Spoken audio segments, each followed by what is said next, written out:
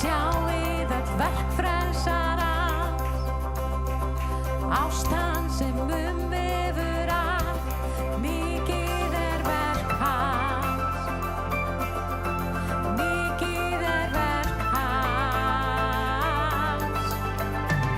Og hetjan frá himni, þú sigraðir gröf, og allt það sem bindur í hlekki og böl og guð, mikið verk þitt. Við dönsum í frelsi, svo fagnandi kát, og Jesús þitt nafn er því upphafið hátt og guð, mikið verk þitt. Amen. Gaman að sjá ykkur hér í dag. Við erum komin saman til að lyfta upp nafni Guðs. Má ég heyra amen?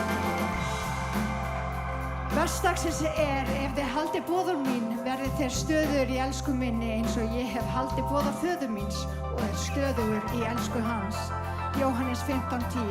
Og það er það sem við þurfum að gera. Við þurfum að vera stöðugt í Guði, við þurfum að vera stöðugt í boðorðum hans, við þurfum að treysta á hann og við þurfum að leggja okkar líf fyrir hann. Af því þá fyrst fyrir okkur að vegna vel í lífinu. Halleluja, við ætlum að lofa Guði í dag. Við ætlum að gefa honum dýrðina. Má ég heyra amen? Við erum fegin að fá Sibbu alla heim, mjög þakklátt, og við ætlum að hlusta svo á Gunnar þegar hann talar til okkar eftir. Það verður æðislegt.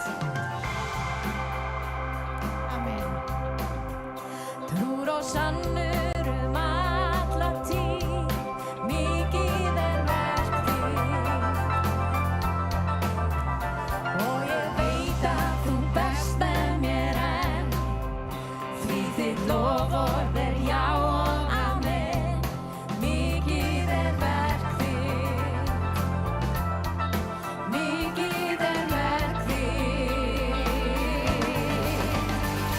Og hetjan frá himni, þú sigraðir gröf, og allt það sem bindur í hlekki og böl og guð, mikið verk þitt. Við dönsum í frelsi, svo fagnandi kát, og Jesús þitt nafn er því upphafið hátt og guð, mikið verk þitt.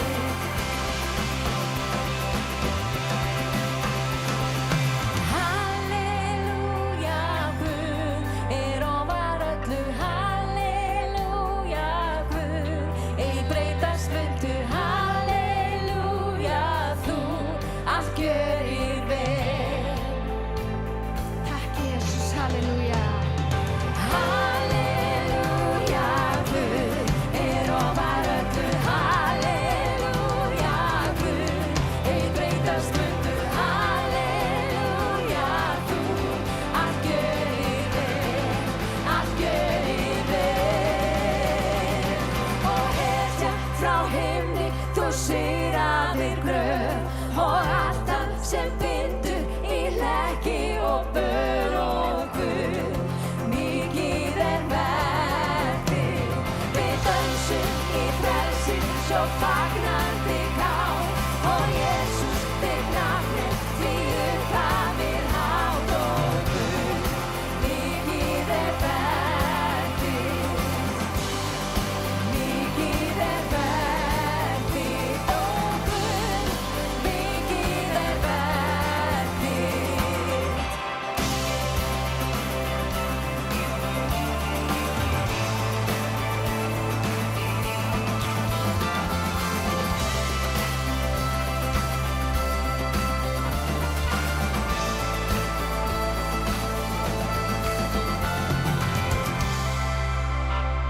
Takk Jesus fyrir náðin og miskunn, halleluja.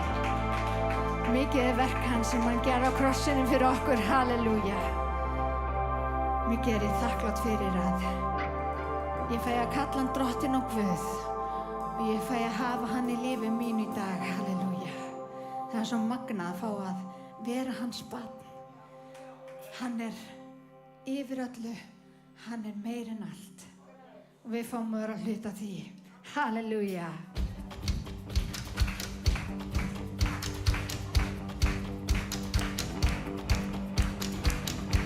Let everything has breath, praise the Lord, praise the Lord. Let everything that has breath, praise the Lord, praise the Lord. I'll praise in the valley, I'll praise on the mountain, I'll praise when I'm sure, I'll praise when I'm doubting, I'll praise when I'm numbered, I praise when surrounded. 'Cause praise is the waters my enemies drowning. As long as I'm breathing, I've got a reason to praise the Lord, oh my soul. Praise the Lord, oh my soul. I praise when I feel it, and I praise when I don't. Tack Jesus. I praise 'cause I know you're still in control. My praise is a weapon, it's more than I sound. My praise is the shout that brings Jericho down. As long as I'm breathing, I've got a reason to praise the Lord, oh my soul. Praise the Lord, oh my soul. I won't be quiet, my God is alive. How could I keep it inside? Praise the Lord, oh my soul. Tack Jesus.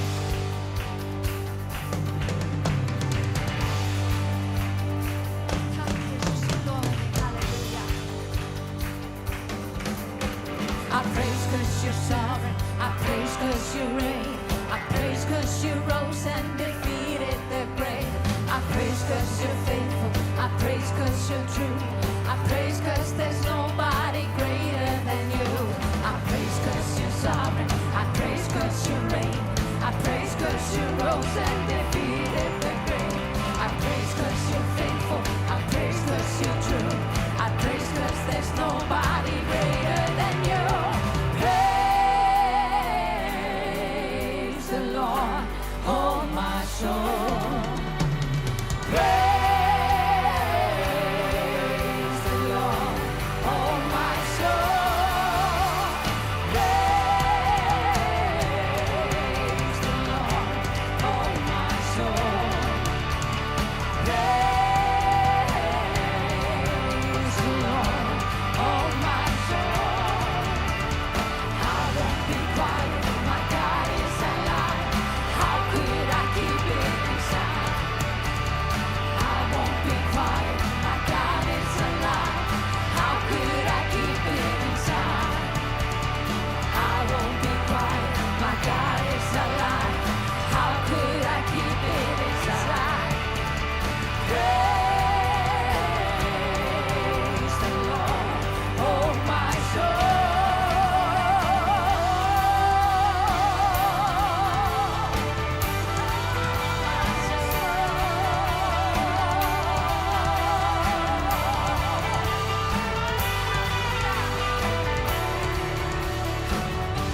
Let everything that has breath praise the Lord, praise the Lord.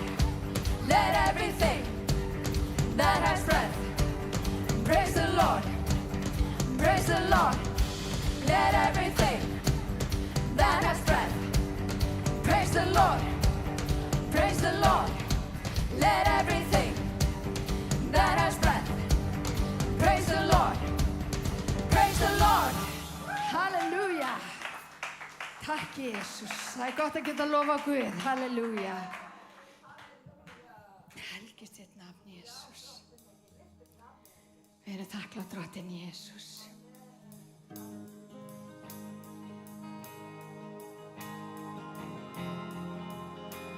Helgist þitt nafn, Jesus.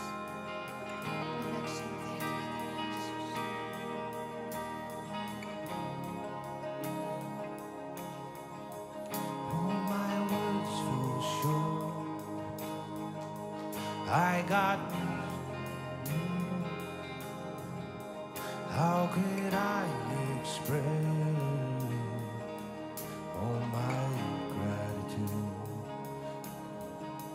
I could sing these songs as I often do. Every song must end, and you will do. So I throw up my hands and praise you again and again. So all that I have is a hallelujah, hallelujah. And I know it's not much, nothing else fit for a king. 'Cause all that I have singing hallelujah, hallelujah.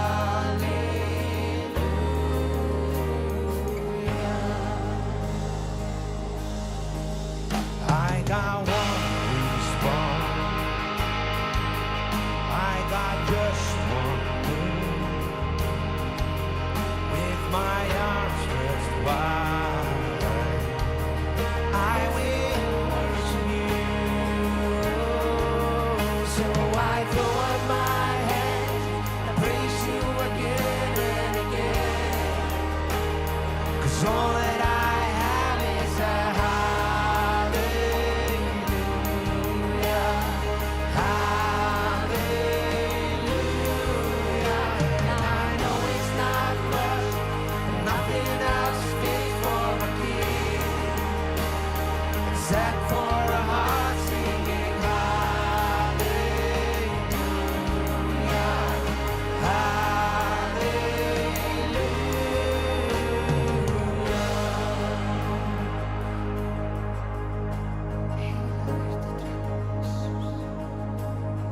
Helgist þitt nafn, Drottinn Jesús.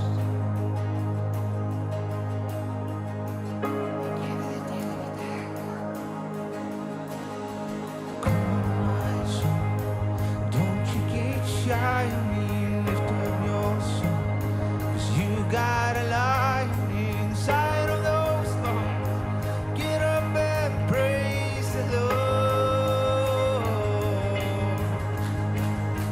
Come on, my soul, don't you get shy of me, lift up your song, 'cause you got a lion inside of those lungs. Get up and praise the Lord.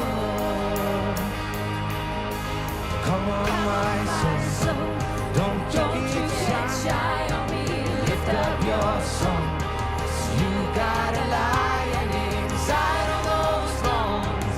Get up and praise the Lord.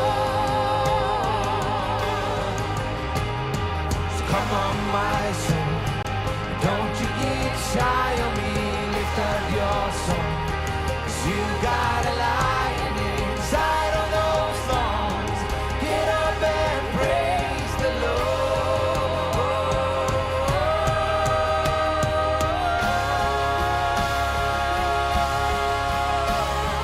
Praise the Lord.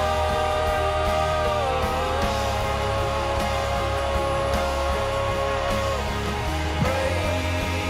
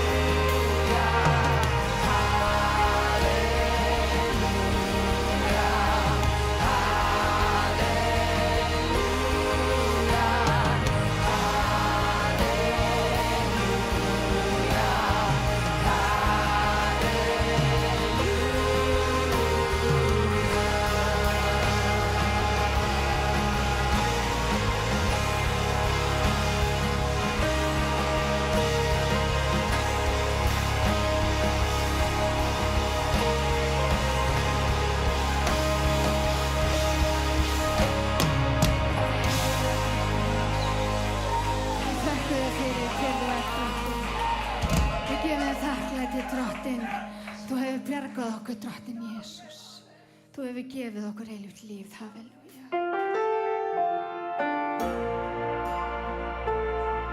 Syngjum saman holy.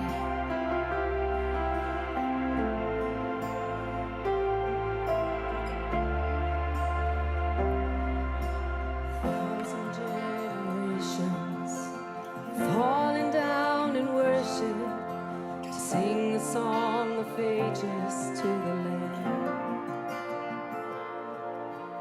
And all have gone before us, and all who will believe will sing the song of ages to the Lamb.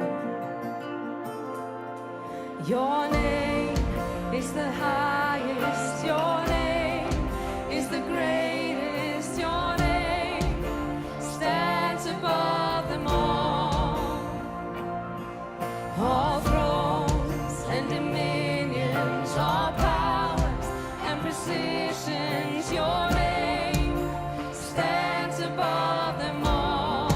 And the angels cry, holy, all creation cries.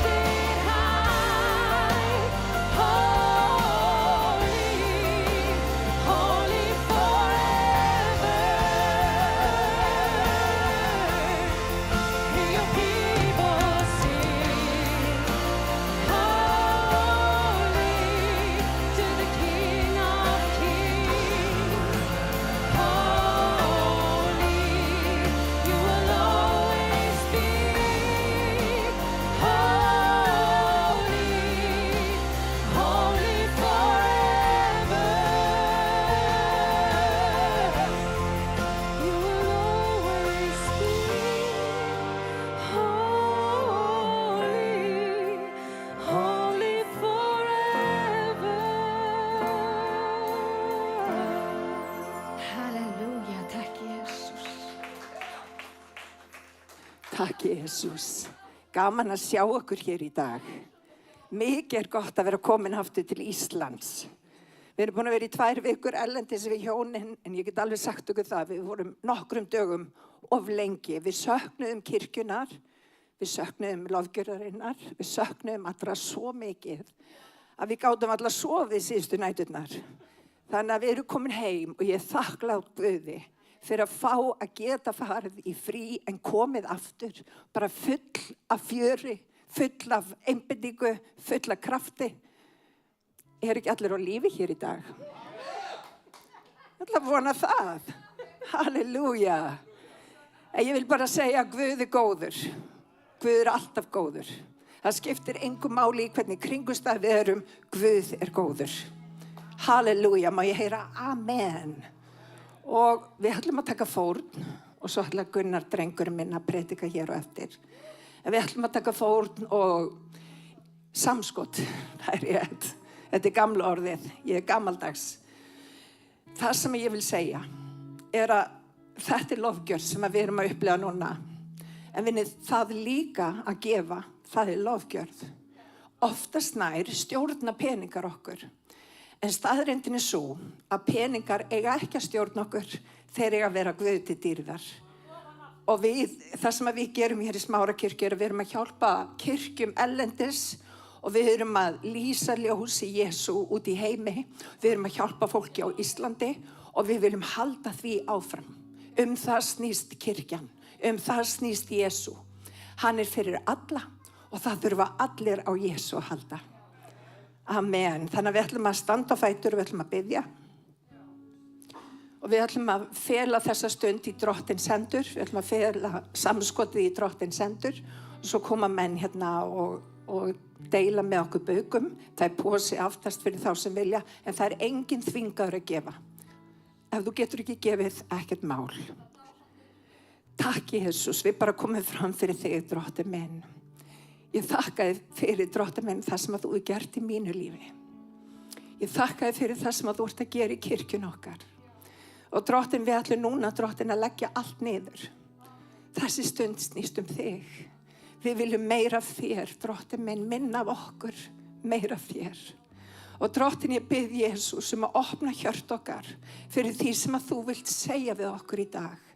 Og gefðu okkur, Drottinn minn, til þess að taka móti orðið þínu í auðmýkt. Drottinn, að græða það orð, að gefa því líf, að vökva það, Drottinn, að hugleiða, Drottinn. Og ég bið þig, Drottinn minn, Jesús, að orð þitt beri ríkulegan ávöxt, 30-faldan, 60-faldan og 100-faldan. Og Drottinn, ég bið fyrir einum og sér hverjum hér í dag. Drottinn, það er fólkinn inni sem er að glíma glímu. Ég bið þig, Drottinn minn, að þú komir inn í aðstæðu þeirra, Drottinn minn, og viltu leysa fólk hér í dag. Með mildi þinn og miskunn, Drottinn minn, Jesús.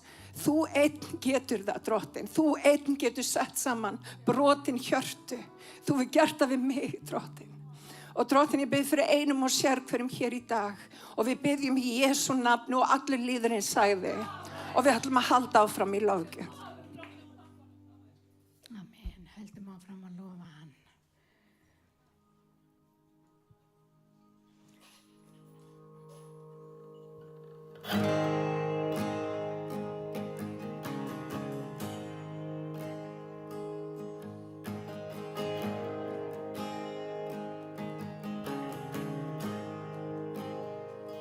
I love you, Lord.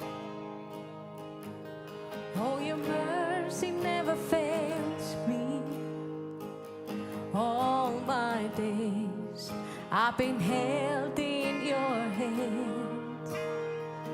From the moment that I wake up until I lay my head, I will sing of the goodness of God. All my life you have been faithful. All my life you have been so good. With every breath that I am able, I will sing of the goodness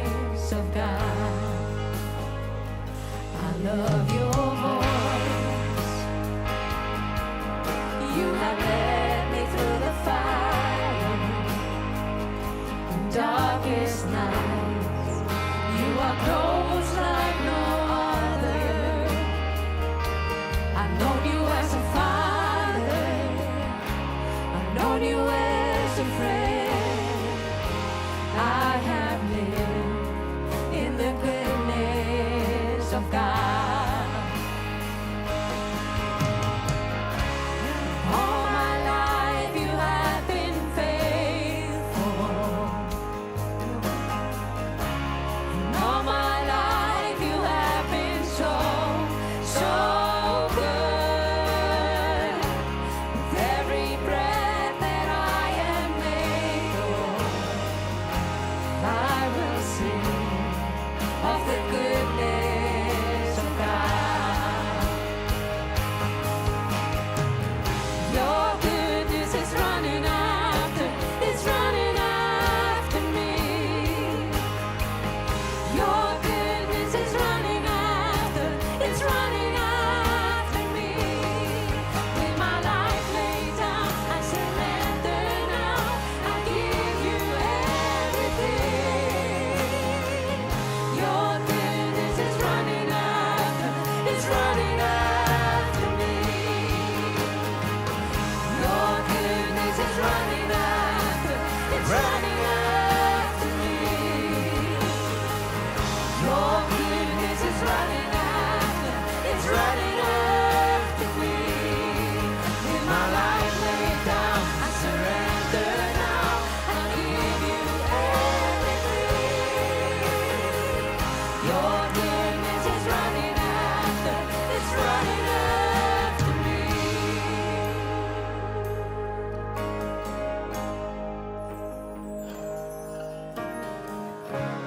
All my life you have been faithful. All my life you have been so, so good. With every breath that I am able, I will sing of the goodness of God.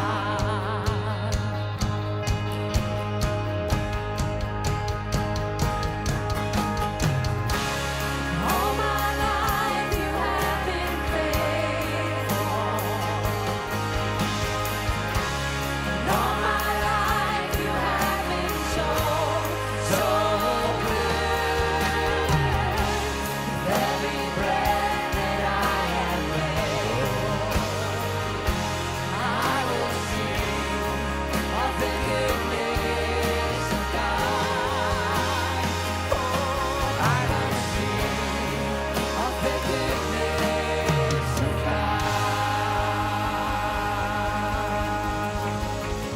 Takk Jesus. Heilagur ertu drottinn, við lofum þig. Við gefum þig dýrðina drottinn Jesus. Við þökkum þig fyrir drottinn minn hver þú ert. Við þökkum þig fyrir að fá tækifæri á að lofa þig drottinn. Hjálpa okkur að gefa þér dýrðina í dag. Heilagur ertu drottinn Jesus.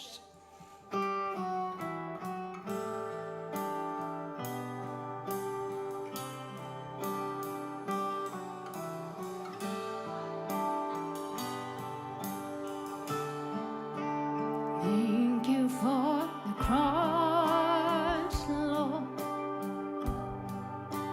Thank you for the price you paid, bearing all my sin and shame. In love you came and gave amazing grace. Thank you for the love, Lord. Thank you for the nail-pierced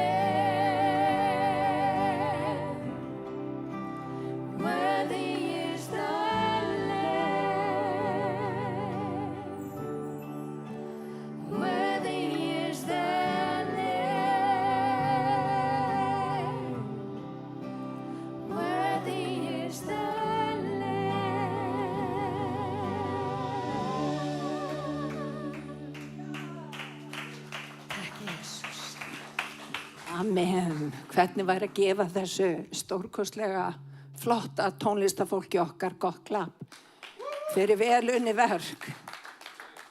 Amen. I'm going to switch over to English because there's English-speaking people here. And I want you to hear.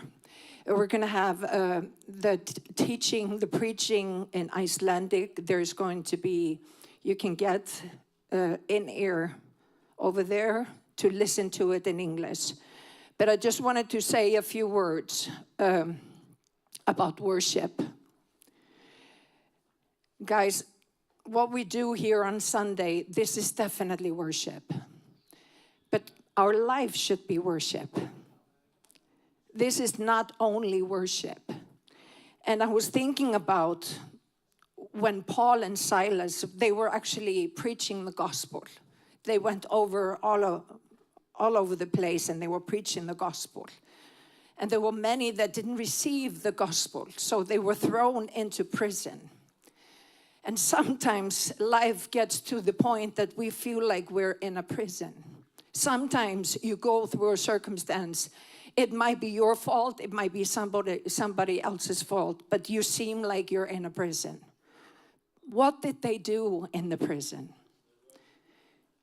It says in the scripture it was midnight. It was at midnight hour. And sometimes at midnight hour, it's the darkest time, right? What we need to do in the darkest moments of our lives, we need to learn how to praise God in the darkest moments. And when we do, listen to this, church. When we lift up the name of Christ in our darkest hour, what happens is there will become like a trembling. That's what happened to them. All of their the shackles that held them down, God broke them off. And you know what? God wants to break off your shackles too. He wants to break off your shackles.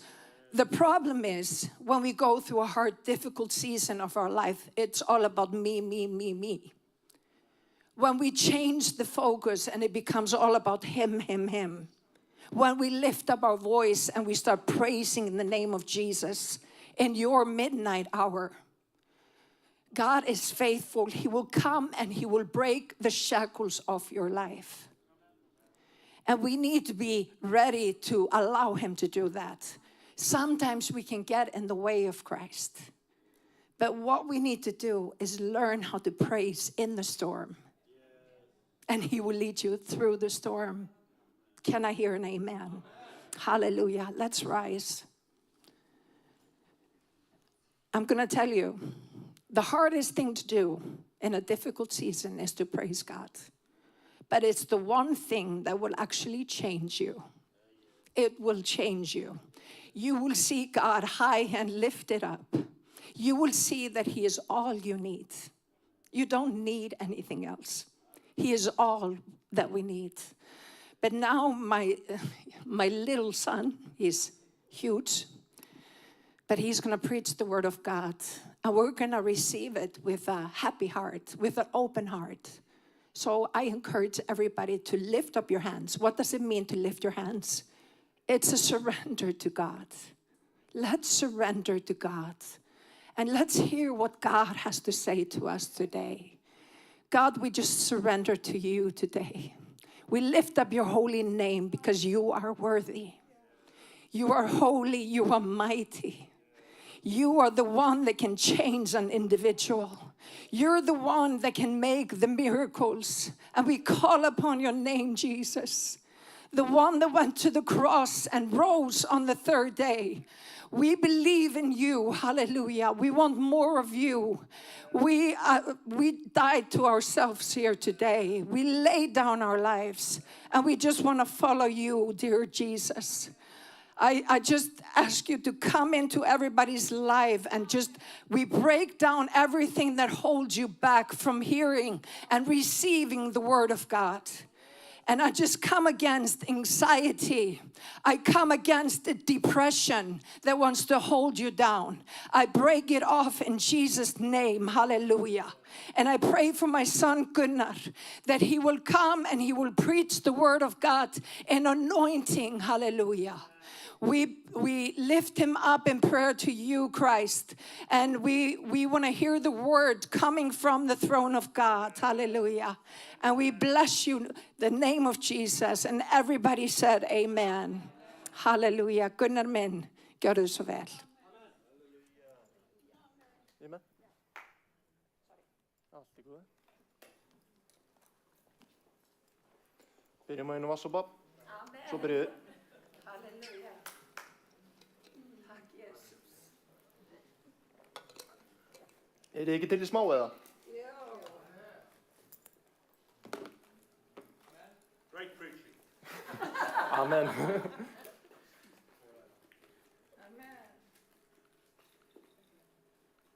Herðu, já. Biblía hér, Biblía hér. Þríeggjasverð. Nei, þríeggja, við erum með 3 biblíur. Við erum með 3 biblíur.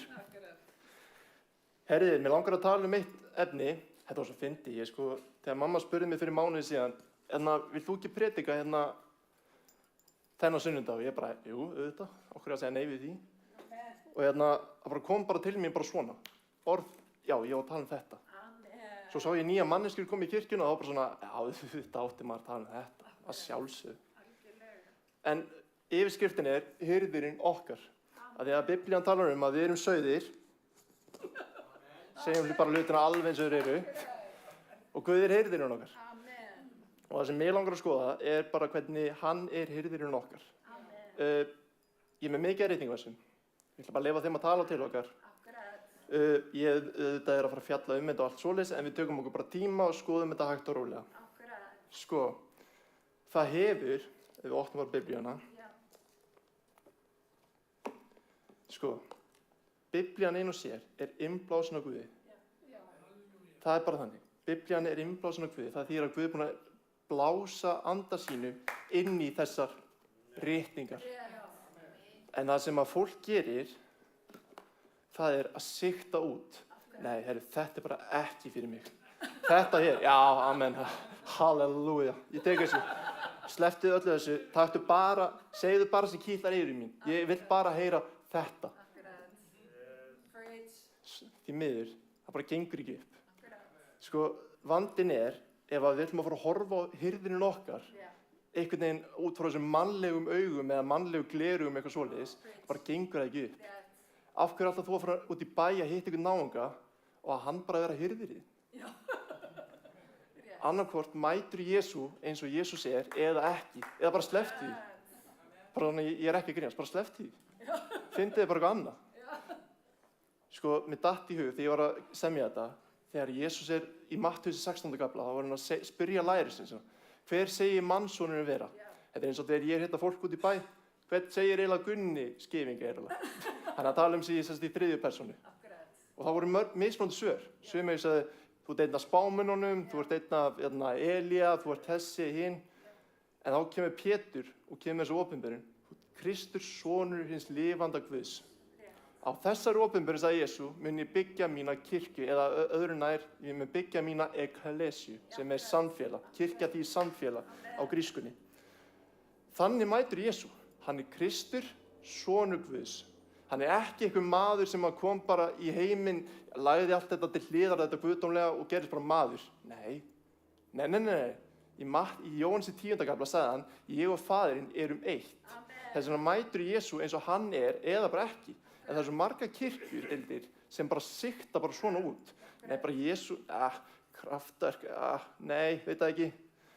Jú, kannski einhver, en ekki allt. Reisa frá dauðum, veit það ekki. Samt er öll Biblían að segja að hann reisi upp frá dauðum. Af hverju að sigta bara út? Af hverju ekki bara, svona er þetta? Þetta er innblásið af Guði. Þetta er fullkomið Guðs orð sem hann er búinn að gefa fyrir okkur hérna. Hirðirinn okkar. Ég ætla að hoppa í Lúkasarguðspjall 15. kafla. Ég mun skipti þessu svona eiginlega í tvennt innan gæðslappa. Þetta verður samt bara ein heild. en lesum aðeins í Lúkasar guðspjalli 15. kafla. Taktu vel eftir fyrsta versinu. Allir tollheimtu menn og bersyndur komu til Jesú að hlýða á hann. En farisear og fræðimenn ömuðust við því og sögðu, þessi maður tekur að sér syndara og sannindi þeim. Taktu vel eftir þessu. En Jesús sagði við þeim, þessa dæmisögu. Nú á einhver 100 sauði og tínir einu þeirra, skilur hann ekki þá 99 eftir í óbyggðinu og fer eftir þeim sem týndur þar til hann finnur hann. Og glaður leggur hann sauðina á herða sér og finnur hann. Þegar hann kemur heim, kallar hann saman vini sína og nágranna og segir við þá, samgleðist mér því að ég hef fundið sauðinn minn sem týndur var. Ég segi yður, þannig verður meiri fögnuður á himni yfir einu syndara sem tekur sinnaskiptum en yfir þeim 99 réttlátum sem þurfa þess ekki. Tekur svo mikið á að lesa svona mikið texta. Nú þarf ég vatnssopa. Það tekur svo á að lesa svona mikið. Þetta 7 heil vers. Afsakið. En taktu vel eftir fyrsta versinu. Eða allar komið upp. Þetta segir nú bara ýmislegt. Þetta segir eiginlega alla söguna. Það komið tollheimtu menn og bersyndir. Þetta eru 2 hópar sem voru mjög litli settir í Ísrael og þeir komið til hlýða á Jesú. Þetta segir bara nánast allt. Þegar Lúkasar guðspjall 15. kafli er mjög skýr. Þetta eru 3 dæmisögur. Þið kannski þekkið 2 þeirra. Það er þessi og svo er ein sem fjallar týnda soninn. Fyrir ykkur sem þekki þá ekki sögu, þá skulle ég segja hann í mjög stuttu máli. Gengur út af það eru 2 strákar. Þeir eiga pappa sem á að vera tákmynd Guð. Annar sonurinn labbar á honum og segir, ég vil fá arfið minn. Sem bara basically segja við hann, pabbi, ég vildi að þú verið dauður fyrir mér. En bara niðurlægi verður ekki meiri. Hann gefur honum arfinn, ekkert mál. En svo gerist það að hann fer bara að leika sér, eins og þið vitið, þegar ungt fólk fær arf, mikið pening, og eyðir það í algjöra vitleysu. En svo gerist það að svo fer hann bara í svínahjörðina, enda þar. Segir svo alla söguna, svo var pappans búinn að bíða eftir honum alveg ótrúlega lengi. Bíða eftir að hann myndi koma tilbaka. Þannig að reikningi segir okkur, hann fór daglega út til að leita þessum eina syni. Daglega. Svo gerist hvað? Hann sér hann í fjarska og hann labbar á móti honum og drengurinn segir við hann, heyrðu pabbi, ég er ekki verðugur að koma til þín og vera strákurinn. En hann svo segir sagan okkur, hann tók við hann með opnum örmum. Þú og ég eigum ekki skilið að vera börn Guðs, en hann tekur samt við okkur með opnum örmum. Og þessi saga er bara nákvæmlega að segja það saman. Þetta er mjög svipuð saga. Og það að allir tollheimtumenn og bersyndir hefur komið að hlýða á Jesú, segir bara allt. Þessi saga, þessar 2 sögur, eiginlega 3, segja okkur það. Þetta er boðskapið fyrir syndara eins og mig og þig. Fyrir þá sem að þurfa frelsar á halda. Og góða við að þetta er saga fyrir alla, af því að það þurfa allir frelsar á halda. En taktu samt eftir því að þessi saga segir svo mikið að textinn strax, það grípur okkur að Guð hugsar alla. Af því að þú sér það strax að það vantar 1 mann, eina mannesku, það er nú ekki mikið, en kemur strax að því að Guð vill að allir menn séu á sér til þess að fá frið. Og hann hugsar ekki bara einhvern ákveðinn hóp, heldur hann hugsar hvern og einasta. Það eru allir verðugir að koma til hans og fá fyrirgefningu syndana. Jesú dó ekki fyrir nokkra hópa eða nokkra manneskjur, hann dó fyrir alla menn og það sem gerir söguna svo persónulega er að Jesú gekk fyrir okkur á krossi persónulega. Takk Jesús. Halleluja Jesús. Og svo náttúrulega hvað er í gangi? Sorry, það er eitthvað skrítið í iPadinu mínum hérna, afsakið þetta.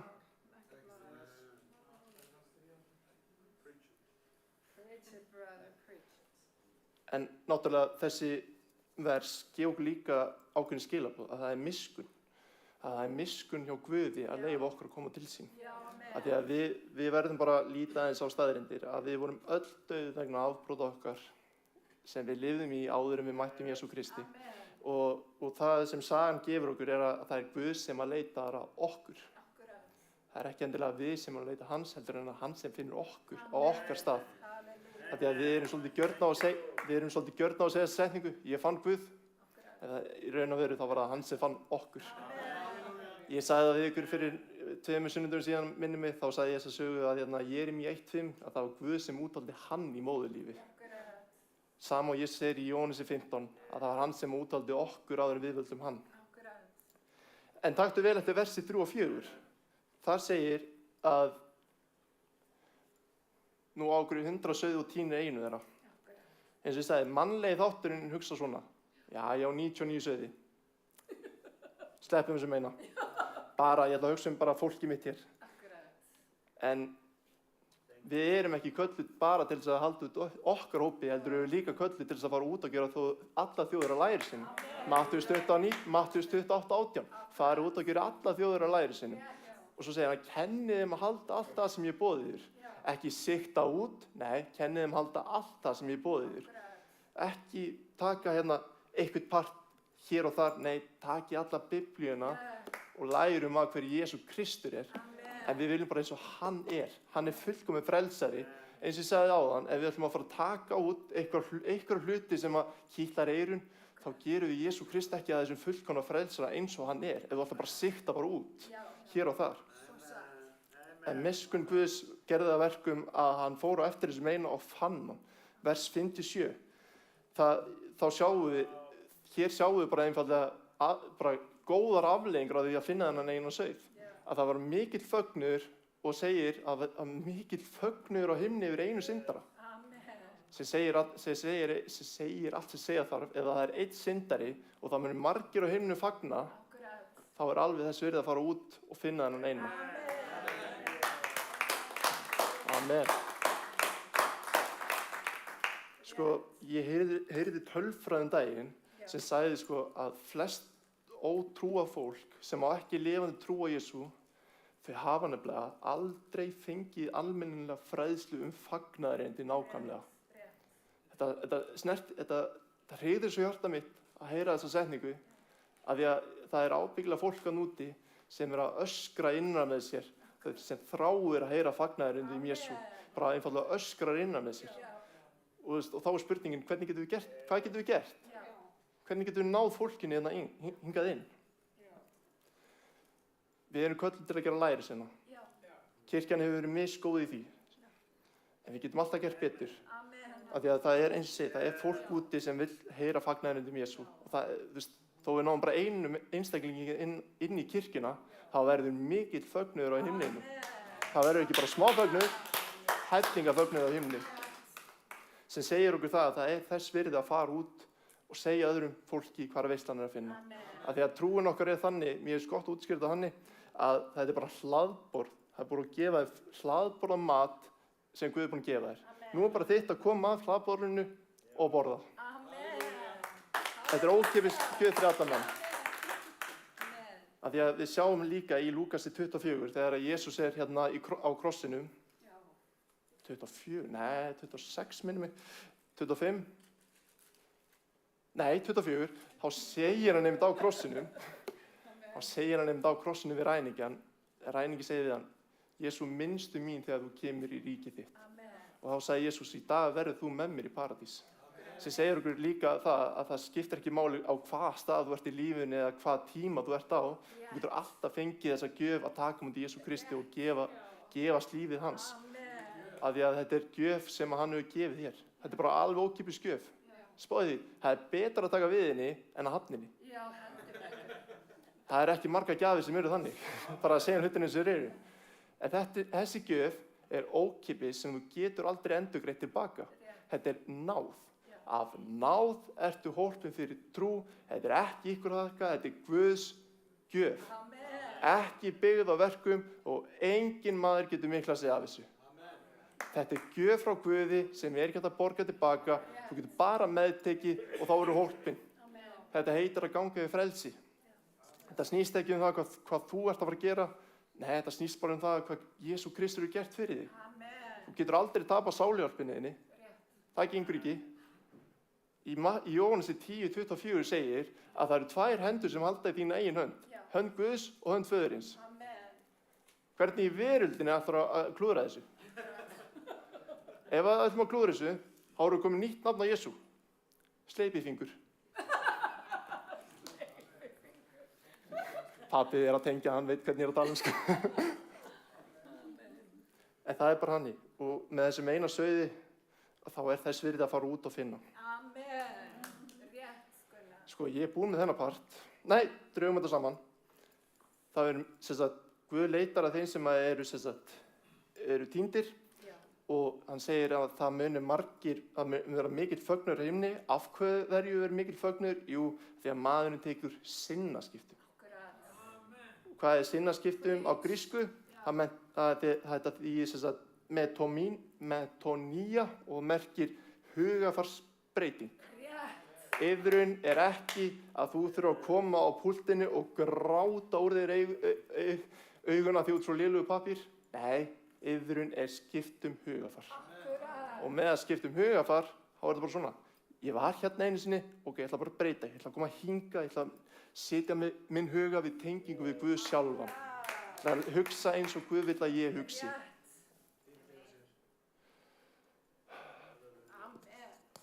Hvað, Gunnar, ertu bara búinn? Nei. Ég hef helling eftir. Ég var að fara aðeins í Psalm 23. Hoppum í fallegustu vers sem var að skrifa hafa verið í Biblíunni. Já, ég á nógan tíma eftir. Tökum okkur góðan tíma í þessi vers. Afsakið. Og jú, þetta að sjálfsögðu þetta Davíðssálmur. Drottinn minn hirðir, mig mun ekkert bresta. Á grænu grundum lætur hann mig hvílast, leiðir mig að vötnum þar sem ég má næðis njóta. Hann hressir sálu mína, leiðir mig rétta vegu fyrir sakir nafnsins. Þótt ég fari gegnum dimmandal, þá óttast ég ekki dýlt. Af hverju? Því að þú ert hjá mér. Sprotið þinn og stafur hugga mig. Þú býr með borð frammi fyrir fjendum mínum. Þú smyrð höfuð mitt með olíu og bikar minn barmafullur. Gæfa og náð fylgja mér alla ævidaga mína og í húsi Drottins bý ég langa ævi. Amen. Og svo út af bananum þá gott að klára og Drottinn minn hirðir, mig mun ekkert bresta. Amen. Gott að klára hann. Tekur svo mikið á að lesa svona mikið. Afsakið. Takk. En byrjum bara fyrsta versi, af því að eins og þið vitið, ég bara var í gegnum bara vers fyrir vers bara, þú veist, bara góð kennsla. Af því að ég eins og þið kannski vitið, ég engin predikari í sjálfu sér, ég bara að kenna svona Guðs orð. Þú veist, ég ekki eins og mamma, sko. Ekki illa meint, sko, alls ekki. En við sjáum strax í fyrsta versinu að við sjáum í þessum versum hvernig Davíð mjög persónulegur gagnvart okkur. Þú getur lesið svo mikið í persónuna hjá honum. Að hvernig hann að ganga gegnum lífið, þetta er svo típist það sem við erum að ganga gegnum. Þetta alltaf svona, lífið frábært, en ekki núna. Þetta alltaf svona jójó hjá honum í lífinu. Og það það sem svo gott fyrir okkur að svona fatta, af því að þarna bara heil bók sem fjallar það, hvernig lífið gott, hvernig á að tækla lífið í erfiðleikum og svo framvegis. Þannig eru sálmarnir að mörgu leyti. Já, ok. Gaman að sjá þig. En við sjáum strax í fyrsta versinu að það mikil huggun í þessum versum. Af því að hann segir strax, Drottinn minn hirðir. Ok, það ekki sagt að hann sé góður, en hirðir, þú veist, maður gaman að vera með hirði sem ekki góður. Nei, þannig að hann segir sér sjálft að Drottinn minn hirðir, að það mikil huggun í þessum versum fyrir okkur persónulega, að það hirðinni sem sér okkur persónulega, að það við sem sauðir, að við getum ekki okkar eigin mætti farið bara gegnum lífið á allt á okkar hugafyrir. Það bara gengur ekki. Þess vegna þurfum alltaf að vera samsvarað því sem að hirðirinn að segja okkur. Og náttúrulega eins og orði kennir okkur í Hebreabréfinu 13:5 segir að Guð mun hvorki sleppa okkur hendinni í yfirgefa. En ef við getum alltaf verið viss það að hönd Guðs heldur alltaf í hendina þér, þar sem að hann núna hirðir þinn persónulega. Af því að Jesú hékk á krossi fyrir þig persónulega. Hann gerði verkið allt saman fyrir þig og mig til þess að sauðir eins og við gætum eignast eilíft líf. Af því að í okkar mætti getum við ekki komist á jafnan stall með Guði. Það bara gengur ekki upp með einhverjum verkum. Þess vegna þurfum við þurfum ekki bara betrumbætingu. Ef við þurfum betrumbætingu, þá þarf ég að vera fullkominn jafnan Guði og ég nú þegar búinn að klúðra öllum málunum. Þannig ég þarf frekar í dag frelsara. Þannig að og svo kemur náttúrulega magna fyrirheiti fyrir okkur að hirðirinn, hann alltaf með okkur og mun aldrei yfirgefa okkur. Og eins og segir hérna, á grænu grundum lætur okkur hvílast. Þetta er náttúrulega rosalega svo mikið stór vers í þessu. Lætur okkur hvílast. Hann er ekki að segja hérna, ég vil að þið hvílist, kannski hvílist einn daginn. Nei, hann lætur okkur hvílast. Hvernig gerir hann það? Það er síðan okkar svona að koma að staði. Stundum lætur Guð okkur bara hvílast bara fyrir einhverjum veikindum. Leðilegt segja það, stundum þurfum við bara að hvílast. Og Guð segir bara við okkur hérna einn daginn, herri, stoppa þig. Vitið hvernig Guð gerir þetta í Gamla testamentinu? Hann segir bara við það, hei, á þessari viku árinu, þá verður partí í viku og þið er bara að mæta í þetta, sko. Mér er svo fyndið mér er svo áhugavert hvernig Guð gerir þetta, sko. En í dag, fyrir ykkur sem viti ekki, þá er enn í dag í Nýja testamentinu ennþá leyfilegt að taka Shabbat hvíld. Shabbat shalom. En Hebreabréfið 4:9 segir okkur, en stendur til boða sabbatshvíld fyrir lið Guðs. Nákvæmlega. Huldamar er búin að taka brandara minn. Ég var að keppa einu sinni, tapaði leiknum, spilaði ekki. Svo labbaði ég að pabba eftir leikinn, alveg bara gjörsamlega brjálaður, segi við hann, Shabbat shalom. Ég hélt að þið myndir hlæja af þessu, en ok, takk. Jæja, höldum áfram.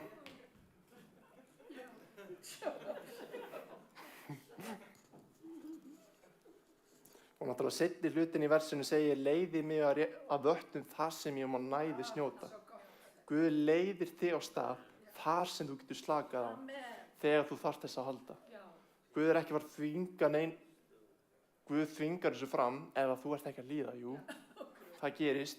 En þess vegna skiptir frekar máli að í staðinn að komast hjá því að við látum bara Guð gera þetta fyrir okkur, í staðinn þá er betra bara fyrir okkur að finna okkur ró og stað og næði þar sem við getum bara slakað á.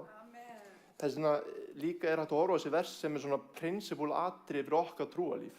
Þetta eru svona verklegi hluti sem Guð lætur okkur gera í raun og veru, sko. Og hressi sálu mína og leiði mig rétta vegu fyrir sakir nafnsins. Þetta vers er mjög svona viðhorf Davíðs fyrir lífinu. Að það er Davíð sjálf sem treysti Guði yfir öllum kringumstæðum. Að það er Guð sjálfur sem að hressi sálu mína. Það er ekki einhverjir mannlegi þættir hérna utanfrá eitthvað svoleiðis sem að hressi sálu mína. Að við enn og aftur, eins og ég sagði upp að við ætlum að taka bara hluta af það sem að Jesús sjálfur kendi, hann er hirðurinn okkar. Ef við ætlum bara að taka eitthvað svona frá, hvernig á það að hressa sálu mína? Ef að hirðurinn sjálfur er ekki fullkominn og það sem ég er ekki heldur fullkominn, þá er lífið bara svakalega erfitt. Þess vegna aftur, Jesús sjálfur er fullkominn, að það er hann sem á að hressa sálu mína, en það er ekki fólkið hér utanfrá. Sumir gera þetta kannski með hjónabönd. Maki minn, hann fullkomnar mig. Nei, því miður. Ég bara segja það þig. Það er kannski pabbi sem fullkomnar mömmu. Segi bara svona. Nei. Pabbi er flottur samt. Hann veit það, sko. En hugafær Davíðs gerði það verkum að hann fór alltaf í gegnum kringumstæður vitandi þess að Guð var alltaf hjá honum. Að það var Guð sem var með honum í öllum kringumstæðum. Við lesum Davíð í Samúelsbókinni, við erum að lesa hana núna. Og það er svo magna, við vorum að lesa daginn þegar Sál ætlaði bara að drepa hann. Þú getur séð þá kringumstæður og þú hugsa með þér, hvernig fór hann að þessu? Það var alltaf bara Guð sem var með honum. Að þær kringumstæður var það ekki að gera verkum eitthvað, hann var að óttast kringumstæðunar gagnvart Guði. Nei, hann var bara alltaf rólegur á því. Guð sá honum, farðu hingað. Hann fór í helli, faldi sig þar og Sál fann hann ekki. Af því að hann var komin hinum megin við lækinn. Og náttúrulega vers 4, það er eitthvað sem ég held bara flesti myndu tengja við. Þótt ég fari í dimmadal óttast ég ekki illt, því að þú ert hjá mér, sprotið þinn og stafur hugga mig. Þetta er eitthvað sem við bara fólk almennt, við munum ekki komast hjá þessu. Af því að það er bara þannig að við munum fara í gegnum kringumstæður. Þetta er eitt af stærstu lofunum sem Biblían gefur okkur upp. Það eru þrengingar. Jakobsbréfið 1:2 segir áleitið að bræður mínir, eintóm gleði efni, er þið rati í ýmiss konar raunir. Það er ekki ef þið rati í ýmiss konar raunir, nei, þegar það gerist. Og hvað er hann að segja? Horfðu á þetta sem gleði efni.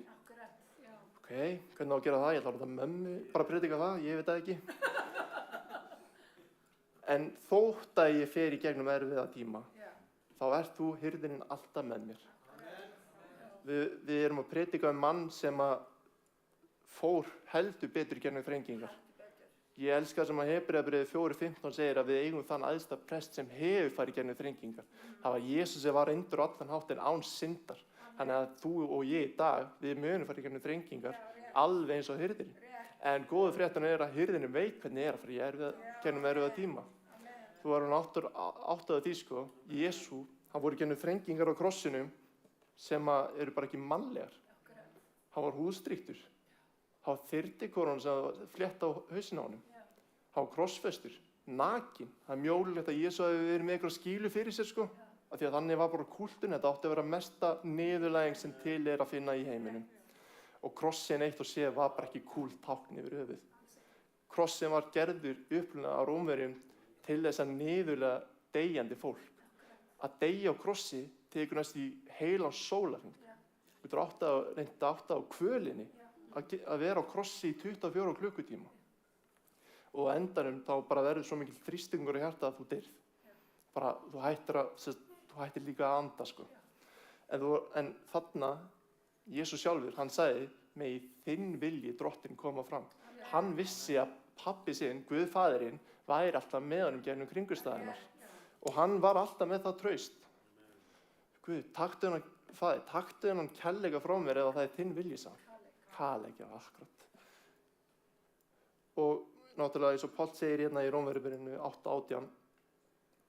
Ég álít svo að þjáningar þessa tíma séu ekki neitt í samanburði við þá dýrð sem á mun opinberast. Spáði því. Þú er átt að þessu. Þessi tími hér á jörðu, þessar þrengingar þessa jörðu, þetta verður ekkert í samanburði við dýrðina þú ferð inn í eilíðina. Ekki neitt. Það verður ekki nálægt í sko. Og fyrir utan það, þá er þetta eini tímapunkturinn í allri eilíðinni þar sem við höfum tækifæri á að lofa Guð í dalnum þegar lífið er erfitt.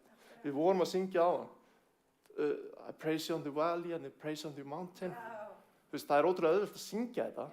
En hvað ef þegar lífið verður erfitt? Spælingar. En í gegnum þessar þjáningar á jörðinni, þegar dýrðin mun opinberast á heimnum, þá munum við hugsa tilbaka, vá, þetta er bara ekkert á við þá dýrð sem er hér í heimninum sko. Ekki nálægt í. Þannig að þó þú fari í gegnum kringumstæður hér á jörðu, þá getur þú bara beðið eftir í væntingu að þú munt opinberast í dýrðinni, einn daginn. Því að einn daginn þá eigum við öll eftir að standa frammi fyrir Guði og þá munu þær hendur sem voru negldar á kross þerra burt öll okkar tár og við verðum með honum að eilífu. Þá munum við líta til augliti hans, hann sem elskaði okkur.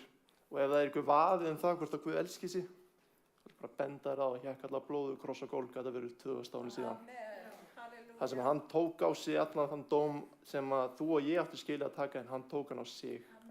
Til þess að þú og ég, sauðinir, getum fengið eilíft líf. Og svo segir hann sjálfur í versi 5 að því að nú hér breytist aðeins textin í versi 4 og 5 að Guð sjálfur býður okkur borð frammi fyrir fjendunum okkar. Hérna breytist aðeins textin og verður meira persónulegu gagnvart Guði. Að það er Guð sjálfur sem býður þér að setjast borð frammi fyrir fjendunum. Í versinu á undan þótti ég farin dimman dag óttast ekkert í því að þú ert hjá mér.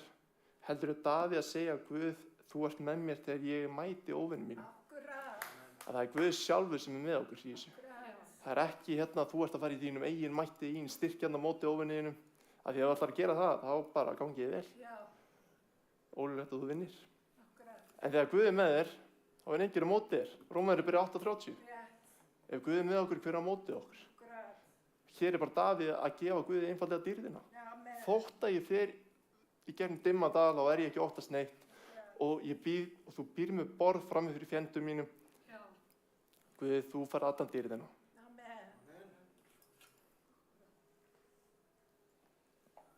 Og svo segir hann líka hérna, bikar minn barma fullur. Þetta ekki rétt þýðing, af því að þegar þú lest hebreiskuna og lest hérna ensku þýðinguna biblíunni, þá þetta bikar flæðir yfir. Þetta sérst yfirflæðandi blessun frá Guði sem koma yfir lífið þitt. Og eins og Páll segir í Efesus 1:3, Drottinn sem blessað okkur með allri andlegri blessun heimsins. Hann blessaði með allri blessun sem andleg í heiminum. Og gæfa og náð fylgja mér alla ævidaga mína og í húsi Drottins bý ég langa ævi. Guð hefur gefið okkur náð sína í gegnum Jesú Krist. Það segir í Jóhansi 1:17 að lögmálið var gefið fyrir Móse, en náðin kom fyrir Jesú Krist. Sem sagt, lögmálið ykkur staðar hér á fjallinu, það gefið fyrir líðin sem sagt, en náðin bara kom frá himninum með Jesú Kristi. Hann þessi náð sem umræðir og fylgir okkur alla daga. Hvernig enda öll bréfin hans Páls? Náð sé með yður öllum. Náðin fylgir okkur gegnum alla okkar ævidaga og hún endar þegar við endum í eilíðinni. Og í húsi Drottins bý ég langa ævi. Ég verð bara að segja það, ég get ekki beðið. Ég get ekki beðið eftir að fara í húsi hans einn daginn. Ég bíð spenntur. Þetta ekki þunglyndisstakt að hugsa þetta svona. Það væri þunglyndisstakt ef þú vildir stytta þér aldur. Þá þetta orðið óeðlilegt. En ég er bara að segja að ég er spenntur.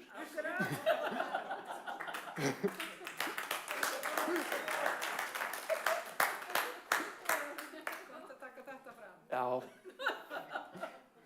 Af því að sko, tíminn okkar, þegar við förum í eilíðina einn daginn, þá mun það gerast þannig að réttlætingin sem ég búinn að eignast með trú á Jesú Krist hér á jörðu, hún mun þá opinberast í dýrðinni. Þá mun Guð horfa á anda minn og sjá, hann innsiglaður. Þess vegna fæ ég að fara inn í dýrðina með honum. Þessi tími okkar á jörðinni er eini tíminn til þess að taka þess ákvörðun. Af því að eftir það, þá verður ekki aftur snúið. Það verður ekki aftur snúið.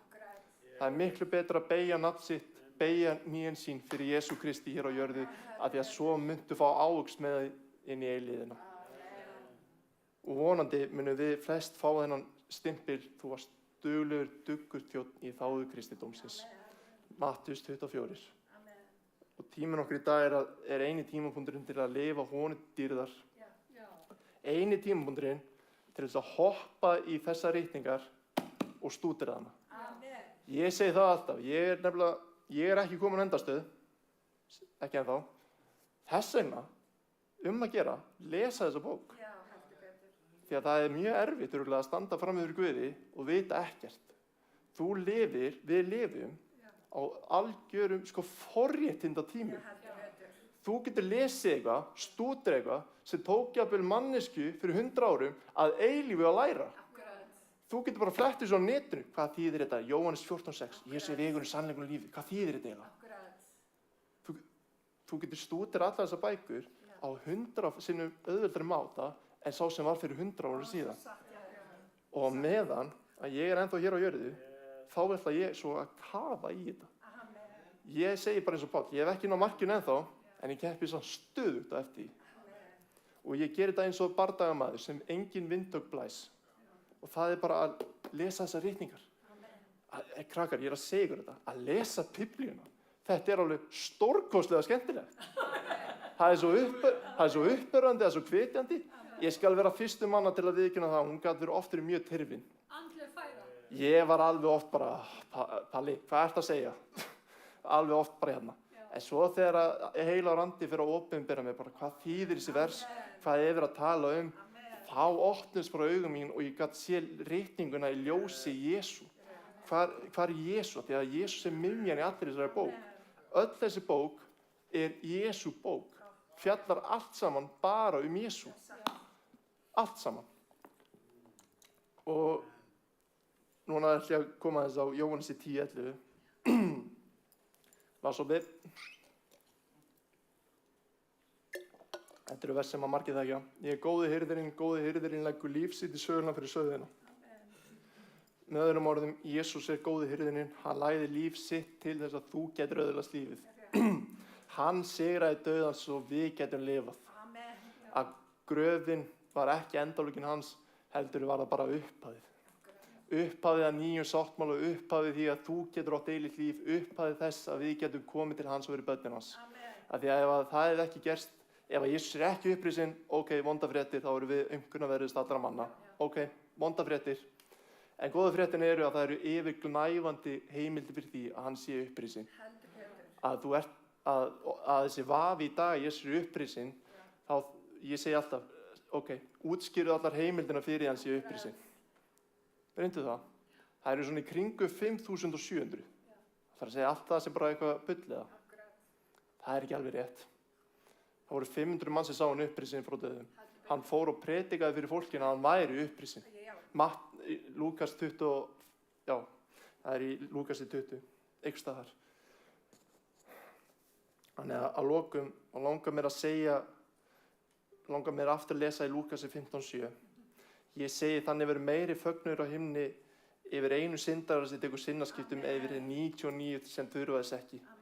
Þannig að ef þú ert hér inni dag og þú hefur ekki tekið þess ákvörðun að segja Guð, þú ert hirðirinn. Þú ert einn ætla ég að fylgja. Og ég bara segja þið, þetta er einn besta ákvörðun sem þú getur tekið í lífinu, er að gefast Jesú Kristi og fylgja honum. Að því aftur, einn daginn þá eigum við öll eftir að líta augliti Jesú. Og þá eru bara tveir valmöguleikar. Annaðhvort tek ég á minn dóm minn sem að ég var skilið að taka á mig, sem væri helvíti, eða ég get bent á kross Jesú Krist og geta sagt að það var hann sem greiddi gjald mitt, að það hefur verið blóð hans þá er ég réttlátur, það hefur verið blóð hans og benjar að ég er heilbrigður fyrir anda og sálar. Og þetta er eina lífið sem við getum einfaldlega verið að fylgja honum.